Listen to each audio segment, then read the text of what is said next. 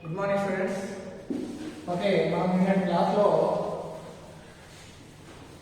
బిందు లబ్ధ ధర్మాల గురించి కూడా తెలుసుకున్నాము. అదేవిధంగా నిత్యత్వ బలాలు ఏంటి, అనిత్యత్వ బలాలు ఏంటి, అదేవిధంగా గతి శక్తి అంటే ఏమిటి, మరియు అదేవిధంగా స్థితి శక్తి అంటే ఏమిటి.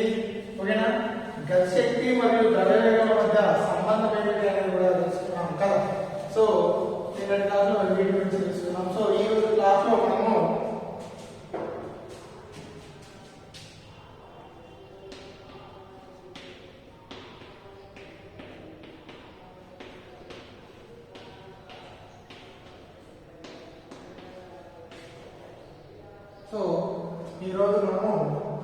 టాపిక్స్ వచ్చేసి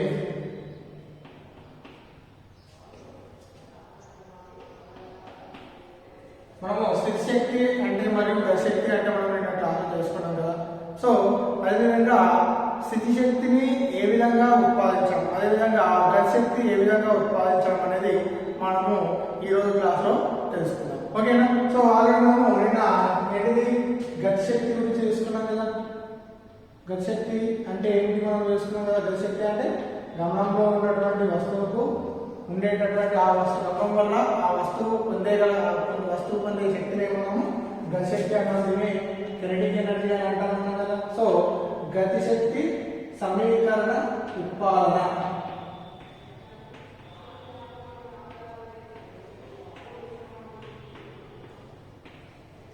గతి శక్తి సమీకరణ ఉత్పాదన. సో గతి శక్తి అంటే మనకి ఏమో తెలుసు, కినెటిక్ ఎనర్జీ ఫార్ములా ఏంటి, కినెటిక్ ఎనర్జీ ఫార్ములా గతి శక్తి ఏమో తెలుసు, హాఫ్ mv స్క్వేర్ సమీకరణాన్ని ఉత్పాదించాలి కదా.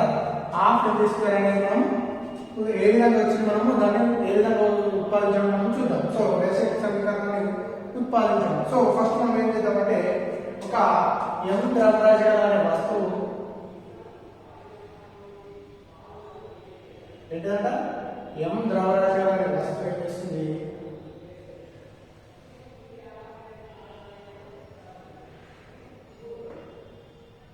m అనే ద్రవ్యరాశి వస్తువు ఒక వస్తువు గమనంలో ఉంది అనుకుంటాం.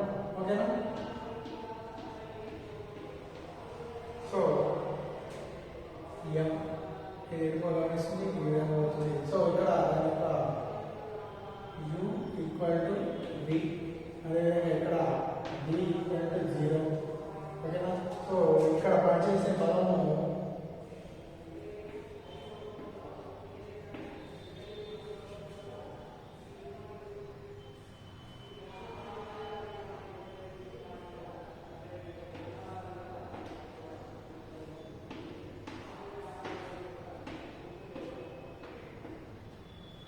సో గతి శక్తి సమీకరణం ఉత్పాదించడానికి మనం ఫస్ట్ ఏం చేయాలంటే m ద్రవ్యరాశి అనే వస్తువు ఒక గమనంలో అనుకుంటే, సో అది ఏ బిందువు నుంచి బి బిందువు మార్గంలో ప్రయాణిస్తుంది అనుకుందాం. సో అలా ప్రయాణించే వస్తువుని మనం ఏం చేస్తున్నాం అంటే వ్యతిరేక బలాన్ని ప్రయోగించి, అంటే ఇది ఏమవుతుంది, వస్తువు అనేది ఏమవుతుంది, m అనేది ఇటు సైడ్ పోతుంది. సో m అనేది వ్యతిరేకంగా దాని మీద బలం అనేది ప్రయోగిస్తుంది. అలా ప్రయాణించినప్పుడు ఆ వస్తువు అనేది ఏ అనే బిందువు నుండి బి బిందువు వరకు ప్రయాణించి బి బిందువు వద్ద ఆ వస్తువు అనేది ఆగిపోయింది. ఎందుకు ఆగిపోయిందమ్మా అంటే అక్కడ దానికి ఆ గమనంలో ఉన్న వస్తువుకు ఏం చేస్తున్నాము, వ్యతిరేక బలాన్ని మనము ప్రయోగించి ఆ వస్తువు యొక్క గమనాన్ని మనము ఆపుతున్నాము. సో ఆ వస్తువు యొక్క గమనాన్ని ఆపడానికి మనం ఏం ప్రయోగిస్తున్నాము, మనము ఒక బలాన్ని బాహ్య బలాన్ని మనము ఆ వస్తువు యొక్క గమనానికి వ్యతిరేక దిశలో మనము ప్రయోగించినట్టయితే ఆ వస్తువు ఏ బిందువు నుండి బి బిందువు వరకు ప్రయాణించి బి బిందువు వద్ద ఆ వస్తువు ఆగిపోతుంది. ఆ యొక్క వస్తువు అనేది గమనం అనేది ఆగిపోతుంది. ఎందుకు ఆగిపోతుంది, మనం దానికి వ్యతిరేకంగా బలాన్ని ప్రయోగించాం కాబట్టి.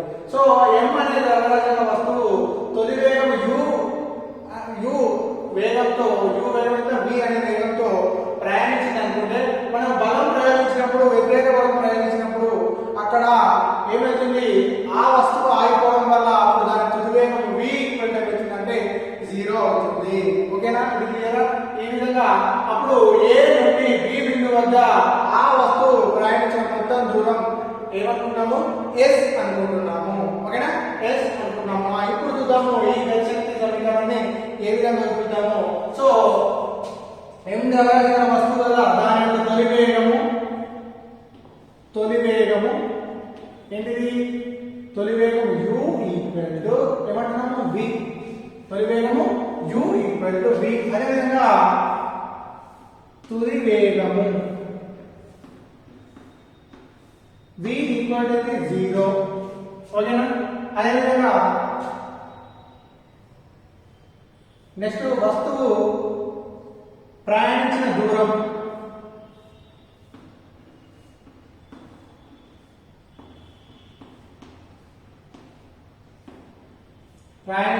ఏంటి? s. అయితే సో ఈ గమనంలో ఉన్నది కాబట్టి దీనికి v square minus u square is equal to 2as సమీకరణం నుండి, చల్ల సమీకరణం నుండి ఏ సమీకరణము? v square minus u square is equal to 2as సమీకరణం నుండి. సో పై విలువలను v square minus u square is equal to 2as లో ప్రతిక్షేపించినట్లయితే చూడండి. సో v అంటే ఏముంది?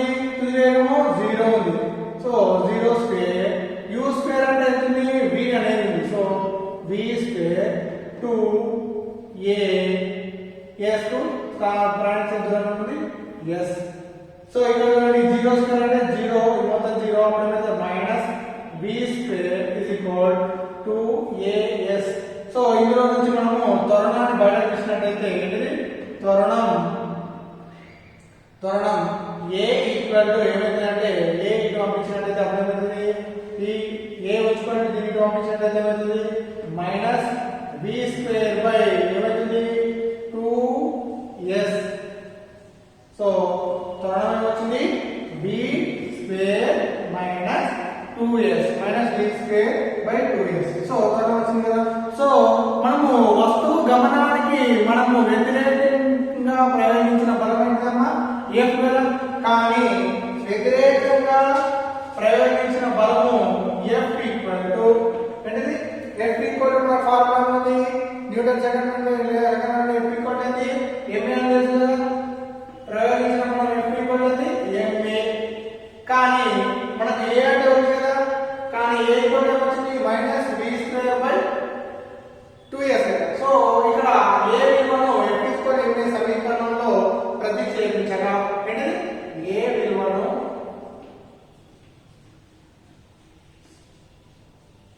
పై సమీకరణంలో ప్రతిక్షేపించగా అప్పుడు ఏమవుతుందమ్మా? F ఈక్వల్ టు కదా, F equal to m into a. a అంటే minus v square by 2s. So ఎప్పుడైనా బలాన్ని మనము బలము అది మైనస్ అనేది రుణగుర్తుగా చూపిస్తుంది. సో ఇక్కడ మనము బలం ఎప్పుడైనా మనము బలం ఎట్లా ప్రయోగించిన బలం మనం ధనాత్మకంగానే తీసుకుంటాము. So minus v square by 2s మనం ఏం తీసుకుంటాము? v స్క్వేర్ బై 2s గా తీసుకుంటున్నాము. మైనస్ అనేది ఓన్లీ రుణాత్మకతను సూచిస్తుంది, అంటే వ్యతిరేక దిశలో అనేది మనం సూచిస్తుంది, కానీ మన వాల్యూ అనేది రుణం కాదు. సో అప్పుడు f equal to m into v square by 2s. So దీని ఏమన్నా రాసుకోవచ్చు? f equal to m v square by 2s అని రాసుకోవచ్చు కదా. సో మనకి ఎంత వచ్చింది? f equal to m square by v square by 2s. m into v square అయితే m v స్క్వేర్, 2s రెండు కాబట్టి మనం బై 2s రాస్తాం. కానీ మనం ఎప్పుడైతే బలం ప్రయోగించినట్టయితే ఆ బలం కొంచెం పని చేస్తుంది కదా. మనం ప్రయోగించిన బలం వల్ల అక్కడ జరిగిన పని సో జరిగిన పని ఈక్వల్ టు జరిగిన పని W సూత్రం అనేది ఏముందమ్మా? W పని సూత్రం ఏముంది? F ఇంటూ S కదా. జరిగిన పని అనేది F ఇంటూ S కదా. అంటే జరిగిన పని అంటే ప్రయోగించిన బలము ఇంటూ స్థానం కదా. సో జరిగిన పని W ఈక్వల్ ఏమొచ్చింది? F into S. కానీ F అంటే మనకు ఏమొచ్చింది? mv స్క్వేర్ బై 2s ను పనిలో ప్రతిక్షేపించగా మనకున్న పని సమీకరణంలో W equal F into S లో మనం ఒకవేళ ప్రతిక్షేపించినట్లయితే అప్పుడు ఏమవుతుంది? W ఈక్వల్ అప్పుడు ఏమవుతుంది? F అంటే ఏమవుతుంది? mv square by 2s into S కదా. సో ఇక్కడ చూడండి, సో ఎస్ ఎస్ క్యాన్సల్ అయితే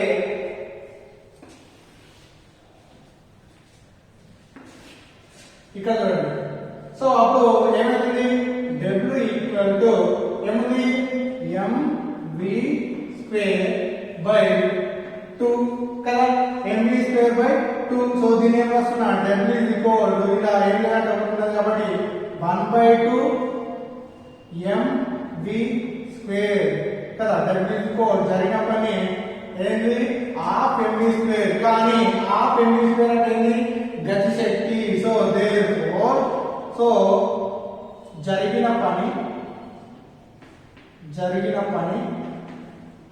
గతి శక్తి రూపంలో ఉంది. ఎట్లుంది, గతి శక్తి రూపంలో ఉంది. దేర్ఫోర్ గతి శక్తి సమీకరణాన్ని ఉత్పాదించింది. దేర్ఫోర్ గతి శక్తి సమీకరణాన్ని ఉత్పాదించింది. దేర్ఫోర్ గతి శక్తి equal to half mv square. మనం ఆల్రెడీ ఓకేనా ప్రూవ్ చేసినాం. అంటే మనం ఏమనుకున్నాము, గతి శక్తి అంటే గమనంలో ఉన్న వస్తువు గతి శక్తి ఉంటుంది అని చెప్పినాము, డెఫినేషన్ చెప్పినాము. కానీ ఎట్లుంటుంది సార్ అంటే, గమనంలో ఉన్న గతి శక్తి అంటే ఏ విధంగా గతి శక్తి తీసుకోవాలి, హాఫ్ mv స్క్వేర్ అంటే ఏ విధంగా చెప్తున్నారు సార్ అంటే ఈ విధంగా చెప్తున్నాము. ఏంటి, ఒక వస్తువు m అనే ద్రవ్యరాశి గల ఒక వస్తువును ఏం చేస్తున్నాం, m అనే ద్రవ్యరాశి గల ఒక వస్తువు ఏ బిందువు నుండి బి బిందువుకు ఒక మార్గంలో చలిస్తున్నట్లయితే ఆ గమనాన్ని వ్యతిరేకించడానికి F అనే బలాన్ని మనం ఏం చేస్తున్నాము, ప్రయోగిస్తున్నాం. M అనేది గమనం ఏంటంటే అటు సైడ్ ఉంది, F అనేది అక్కడ నుంచి మనము వ్యతిరేక బలాన్ని ప్రయోగించినట్లయితే ఈ వస్తువు ఏ బిందువు నుండి బి బిందువు వరకు ప్రయాణించి ఆ ప్రయాణించిన దూరాన్ని ఏమంటున్నాం, S అనుకుంటున్నాము. అక్కడ బి బిందువు వద్ద ఆ వస్తువు ఆగిపోతుంది. ఎందుకు ఆగిపోతుందమ్మా అంటే మనం వ్యతిరేకంగా బలం ప్రయోగిస్తున్నాం కాబట్టి ఆగిపోతుంది. సో ఈ కన్వర్జేషన్లో మనకున్నటువంటి వస్తువు తొలి వేగము 8u ఈక్వల్ ఏమంటాము v. అదేవిధంగా వస్తువు యొక్క తుది వేగం ఏమంటాము v ఈక్వల్ టు 0. అదేవిధంగా ప్రయాణించిన దూరం ఏమంటాము s కదా. ఏ బిందువు నుండి బి బిందువు వరకు మొత్తం ప్రయాణించిన దూరం ఏమంటాము s అనుకుంటాము. సో అదేవిధంగా అప్పుడు చలన సమీకరణం గమనంలో ఉన్న చలన సమీకరణం ఏంటిది, v square minus u square equal to 2as. సమీకరణంలో పై విలువలను ప్రతిక్షేపించగా v స్క్వేర్ అంటే 0 0 0 v u స్క్వేర్ అంటే u అంటే ఏమంటున్నాము, v అనుకున్నాం కాబట్టి v స్క్వేర్ బై 2s. కానీ ఇప్పుడు మనం దీనిలో నుంచి మనం త్వరణాన్ని బయట కావాల్సింది కదా. సో త్వరణం ఏ ఈక్వల్ ఏమవుతుంది, v స్క్వేర్ కిందకి వస్తే ఏమవుతుంది, minus v square by 2s. ఈ త్వరణం వచ్చేసింది. కానీ మనం ప్రయోగించిన బలము, వస్తువుపై వ్యతిరేకంగా ప్రయోగించిన బలం అనేది ma ఫార్ములా కాబట్టి ఏ విలువను f ఈక్వల్ ma లో ప్రతిక్షేపించినట్లయితే f into m into v square by 2s అయితే f equal to mv square by 2s. కానీ మనం ఎప్పుడైతే బలం ప్రయోగించినప్పుడు ఆ బలం వల్ల ఒక పని జరుగుతుంది కాబట్టి ఆ పని జరిగిన పని ఏదైతే w square f into s మనం తెలుసు. పని శక్తి సంబంధం ఫస్ట్ మనం పని ఏమో తెలుసుకున్నాం కదా. సో పని అంటే f equal to f into w equal ఏమన్నాము f ఇంటూ s కాబట్టి ఆల్రెడీ f మనం ఉంది కాబట్టి f రాస్తున్నాం ఇంటూ s కాబట్టి సో s అంటే ఈ s ఆ s క్యాన్సిల్ అయితే మిగిలింది mv స్క్వేర్. జరిగిన పని mv స్క్వేర్ బై 2. ఇక్కడ ఏం లేదంటే ఒకటి ఉన్నట్టే కదా. సో 1/2 బయట రాస్తే 1/2 ఇంటూ mv స్క్వేర్. సో ఇక్కడ పని జరిగిన పని ఏంటి, హాఫ్ mv స్క్వేర్ రూపంలో ఉన్నది.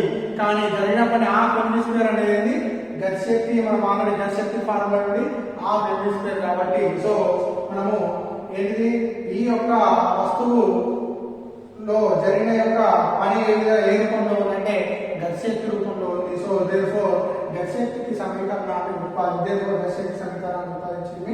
గతి శక్తి ఫార్ములా ఇది is equal half mv square. ఓకేనా, క్లియర్ అర్థమైందా? ఈ విధంగా మనము గతి శక్తి సమీకరణాన్ని ఉత్పాదించుకున్నాం. నెక్స్ట్ స్థితిజ శక్తి అంటే ఏమిటి, అదేవిధంగా గురుత్వ స్థితి శక్తిని సమీకరణాన్ని రాబట్టండి.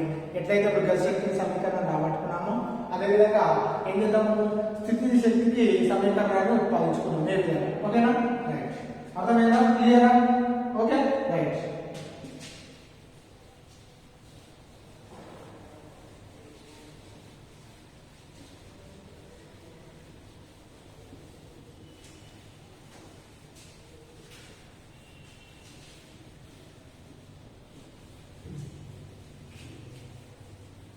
నెక్స్ట్ ఏమంటున్నామంటే స్థితి శక్తి, స్థితిజ శక్తి మరియు గురుత్వ స్థితి శక్తి సమీకరణం, గురుత్వ స్థితిజ శక్తికి సమీకరణం.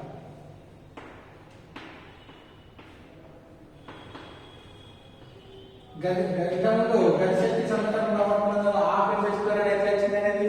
సో ఇప్పుడు స్థితి శక్తి అంటే మనకు ఆల్రెడీ తెలుసు potential energy U equal to మనకి ఏమని తెలుసు mgh, దీని ఏమంటాము స్థితిజ శక్తి, పొటెన్షియల్ ఎనర్జీ, దీన్నే పొటెన్షియల్ ఎనర్జీ అంటారు. పొటెన్షియల్ ఎనర్జీ అంటే మనం ఏమనుకున్నాము, ఒక వస్తువు దాని స్థానం వల్ల కానీ దాని స్థితి వల్ల కానీ ఆ వస్తువు పొందే శక్తిని ఏమంటున్నాము స్థితిజ శక్తి అంటున్నాము. ఎగ్జాంపుల్ తీసుకున్నానంటే రిజర్వాయర్లో ఉన్న నీటికి ఏ శక్తి ఉంటుందమ్మా అంటే స్థితిజ శక్తి. రిజర్వాయర్ అంటే డ్యామ్స్, నాగార్జున సాగర్ డ్యామ్ కావచ్చు, శ్రీరామ్ సాగర్ ప్రాజెక్ట్ కావచ్చు, ఓకేనా, శ్రీశైలం ప్రాజెక్ట్ కావచ్చు. సో ఈ ప్రాజెక్టులలో ఎక్కడైతే నీరు ఎక్కడ ఉంటుంది, నిలువ ఉంటుంది. ఎక్కడ నిలువ ఉంటుందమ్మా, కింద నిలువ ఉంటుందా, ఎక్కడ ఉంటుంది డ్యామ్ అంటే కొంత ఎత్తులో నిలువ ఉంటుంది. అంటే కొంత ఎత్తులో ఉన్న వస్తువు అంటే దాని స్థితి వల్ల ఏం పొందుతుంది, దానికి కొంత శక్తి కలిగి ఉంది, ఆ నీరు కొంత శక్తిని కలిగి ఉంది. దాన్ని ఏమంటామంటే స్థితిజ శక్తి అని అంటున్నాము. అదేవిధంగా ఇంకొక దాని స్థానం వల్ల కూడా దానికి ఉండే శక్తిని అంటే ఏమంటున్నాము, దాని స్థానం వల్ల ఉండే శక్తిని కూడా మనం ఏమంటామంటే స్థితిజ శక్తి అంటున్నాము. ఫర్ ఎగ్జాంపుల్ సాగదీసిన రబ్బరు. సో రబ్బర్ మామూలు ఉండేటువంటి సాగదీస్తే ఉంటుంది. సో దాని స్థానం అనేది సాగదీసినప్పుడు వేరే రకంగా చేంజ్ అవుతుంది. కాబట్టి దాని స్థానం వల్ల కూడా ఆ సాగదీసినప్పుడు అందులో ఉన్నటువంటి ఆ రబ్బర్ ఉన్నటువంటి శక్తి కూడా ఏమని చెప్పవచ్చు, దాని యొక్క స్థితి శక్తిని కలిగి ఆ వస్తువు అనేది, ఆ రబ్బర్ అనేది స్థితి శక్తిని కలిగి ఉందని చెప్పొచ్చు. సో ఈ స్థితి శక్తి U లేదా పొటెన్షియల్ P ని ఏమంటాము mgh అనే ఫార్ములా అని చెప్పుకున్నాము. సో ఈ mgh ని గురుత్వ స్థితి శక్తి అంటే ఈ స్థితి శక్తికి గురుత్వ ఆకర్షణ mg అంటే గురుత్వ స్థితి శక్తికి మరి ఏ విధంగా సమీకరణం రాబట్టడం చూద్దాం. ఇంతకు ముందు గతి శక్తికి సమీకరణం రాబట్టడం చూసాం కదా. సో ఇప్పుడు మనము స్థితి శక్తికి ఏ విధంగా సమీకరణం రాబడతామో చూద్దాం. సో m ద్రవ్యరాశిగా ఉన్న వస్తువును ఏం చేస్తాము,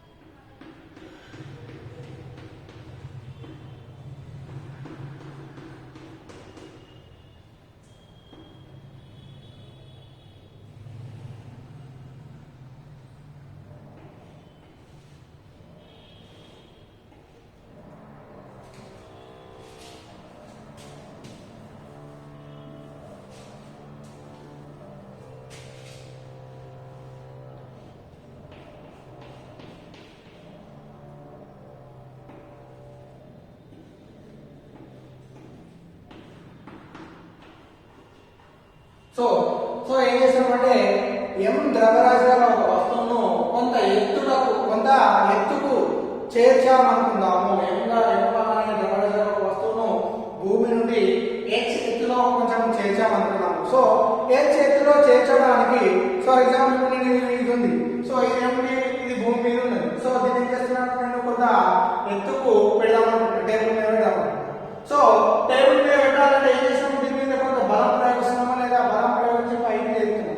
సో ఇలా బలం ప్రయోగిస్తున్నామంటే కింద మనకు భూమికి ఏ ఆకర్షణ ఉండాలంట, గురుత్వ ఆకర్షణ శక్తి ఉంటుంది కదా.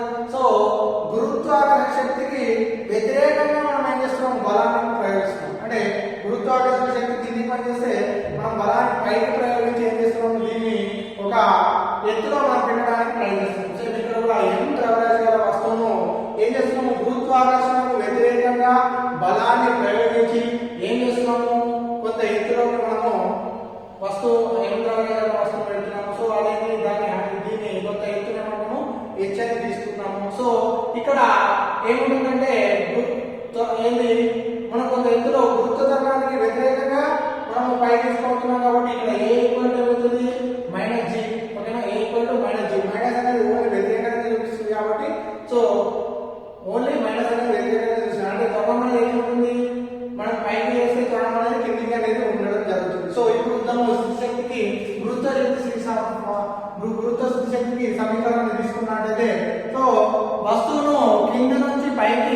బలానికి ప్రయోగించిన బలం F ఈక్వల్ ఏంటమ్మా? ప్రయోగించిన బలం ఏంటి? F equal ma. కానీ A ఈక్వల్ మనం ఏమనుకున్నాము? G కదా. కాబట్టి F ఈక్వల్ ఏమైతుంది? mg మైనస్ g కానీ మనం ఏం తీసుకున్నాము?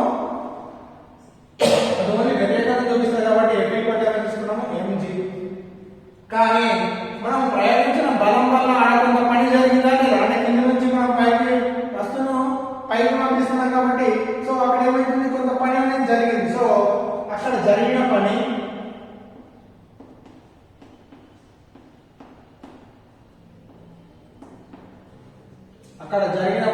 W is equal ఆల్రెడీ మనం తెలుసు W is equal అనేది F into S అంటే W is equal జరిగిన పని అంటే ప్రయోగించిన బలము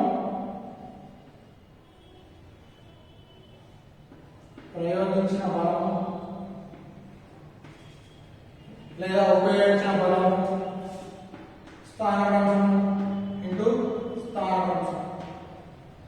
so W is equal F అంటే ఆల్రెడీ మనకు ఉన్నది W is equal F అంటే ఏంటి? mg సో ఇంటూ S అన్నాడు mgs W is equal mgs.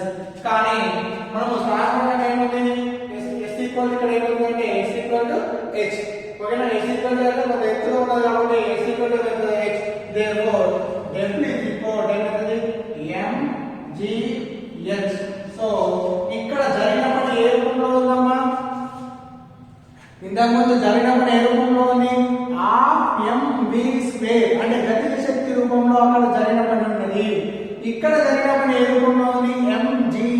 mgh అంటే ఏం తెలుసమ్మా మనకు?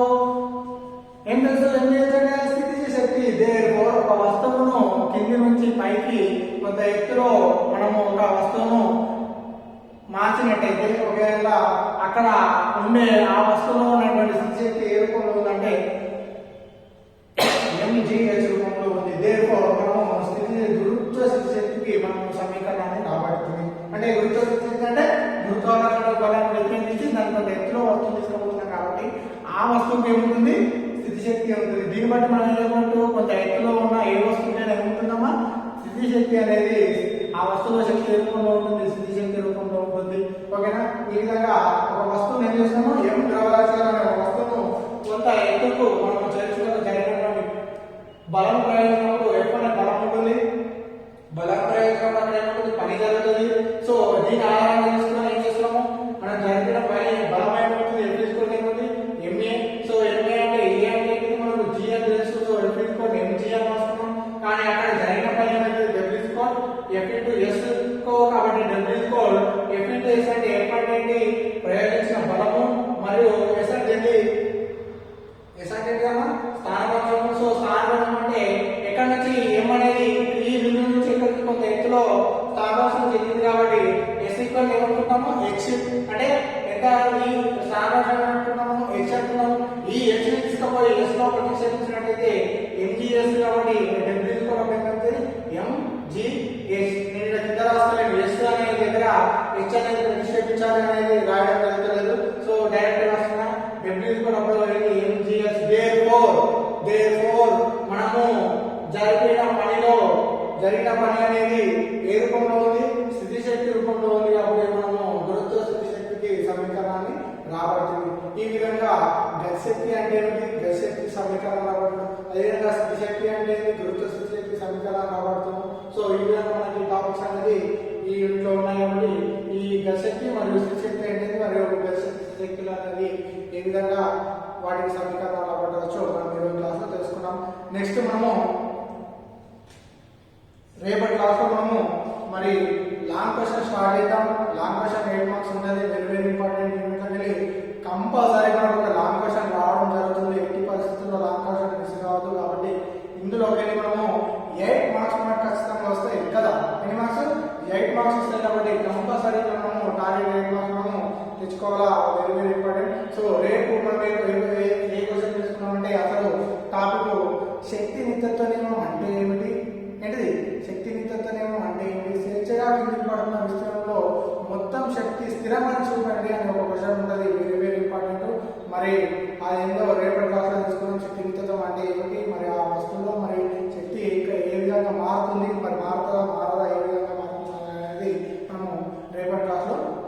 Okay right thank you.